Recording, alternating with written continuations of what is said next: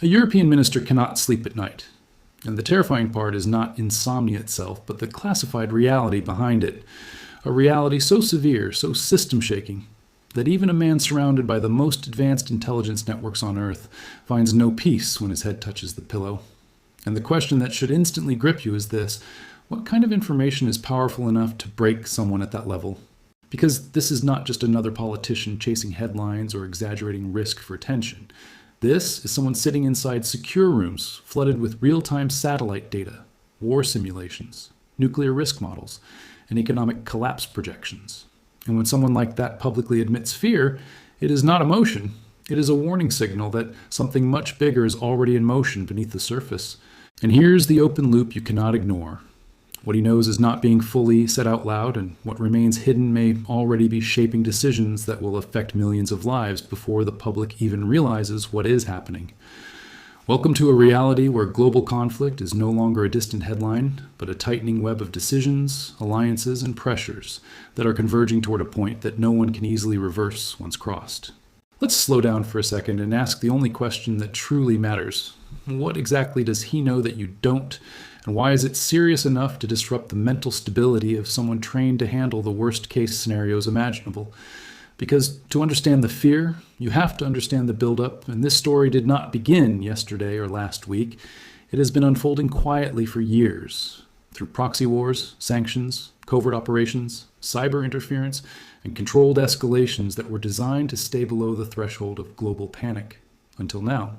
What was once shadow conflict has now stepped into open confrontation, and that shift from hidden to visible is exactly what transforms a manageable situation into something dangerously unpredictable.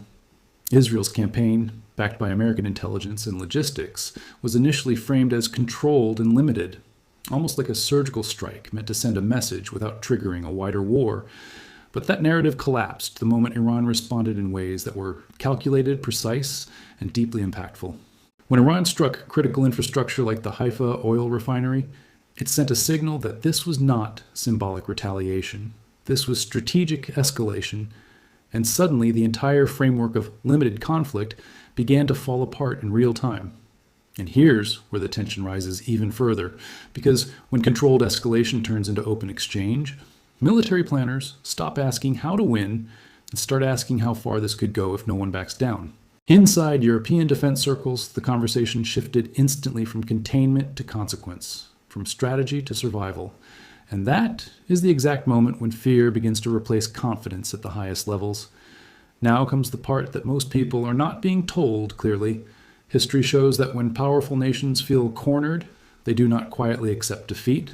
They reach for leverage, and that leverage can escalate far beyond conventional warfare. In Israel's case, that leverage has a name, the Samson option, a doctrine that allows for nuclear response if the nation faces existential threat. And while this has existed for decades, it is rarely felt as relevant as it does right now. And here is the second major hook you need to sit with. What happens when a doctrine that was meant to deter war starts becoming part of actual war planning scenarios? Because Western analysts are not just discussing this theoretically, they are modeling it, running simulations where the conflict spirals into nuclear thresholds. And the question they're asking is no longer if it could happen, but what happens to the world if it does? A nuclear exchange in the Middle East would not stay contained. Radiation patterns alone could reach parts of Europe within days, depending on atmospheric conditions. But the real devastation would begin instantly through economic collapse, energy disruption, and global panic. Financial markets would not wait for confirmation. Supply chains would fracture overnight. Oil prices would surge beyond control. And governments would face pressure from their populations before they even understand the full scope of the damage. And this is exactly why that minister cannot sleep. Because he is not reacting to headlines. He is reacting to models that show cascading consequences across the entire global system. Now, let's push this even further, because the situation is not just about military escalation. It is about political fracture.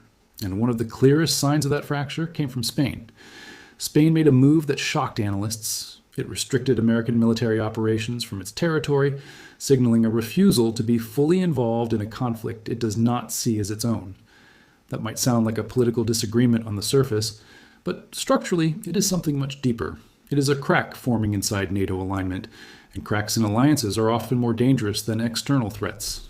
Because wars are not just fought on battlefields, they are sustained through cooperation, logistics, shared intelligence, and unified political will. And the moment that unity weakens, the entire strategy becomes unstable.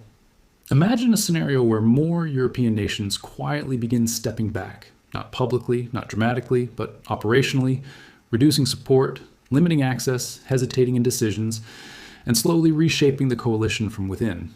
That is not collapse, that is erosion, and erosion is harder to detect, but often more destructive over time. Now add another layer to this already complex situation. Europe is facing an energy crisis that has not been resolved, only managed temporarily. For years, Europe depended on Russian gas as a stable foundation for its economy. And the decision to cut that dependency was politically driven but economically costly. Alternative sources were expected to fill the gap, but those expectations are now under strain, especially with Middle East instability affecting global oil supply. And here comes another rehook that should make you pause. What happens when a continent already struggling with energy stability faces a sudden escalation that disrupts supply even further? Industries slow down, production drops, prices rise, households feel pressure, and governments face internal unrest, all while trying to maintain external alliances.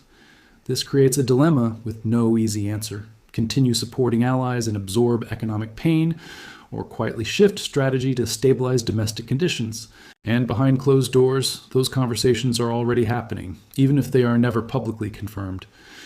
Now let's bring Russia into this picture, because while the West expected isolation to weaken it, reality has unfolded differently. Russia adapted, found new markets, maintained energy leverage, and repositioned itself strategically, turning what was meant to be pressure into opportunity. And here's the uncomfortable truth. While others are expending resources and managing crises, Russia is watching, waiting, and benefiting from the shifting dynamics without direct involvement in this specific conflict. That patience is powerful because it allows time to work in its favor while others face urgency and pressure. China, meanwhile, has taken a different approach, not military but economic, strengthening its position by securing energy and maintaining competitive production costs. And this leads to another critical point.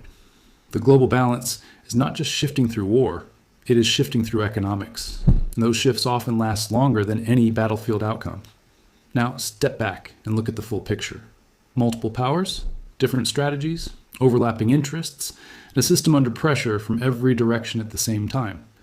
This is no longer a single conflict. It is a convergence of crises, and that convergence is exactly what makes it so difficult to control. And here comes the final escalation hook. What happens if all these pressures reach a tipping point simultaneously? Not gradually, but suddenly. Because when systems break, they rarely do so slowly, they snap, and the impact spreads faster than anyone can contain. For everyday people, this is not abstract. This means rising costs, job instability, economic uncertainty, and political tension that affects daily life in ways that are impossible to ignore. And for decision makers, it means facing choices where every option carries risk, and every delay increases uncertainty. That is the reality behind the sleepless nights. Not fear of one event, but awareness of multiple possible outcomes, none of which are simple or reassuring. So now the question comes back to you. How seriously should this be taken when someone at that level is openly signaling concern? Do you believe this is a temporary phase that will stabilize?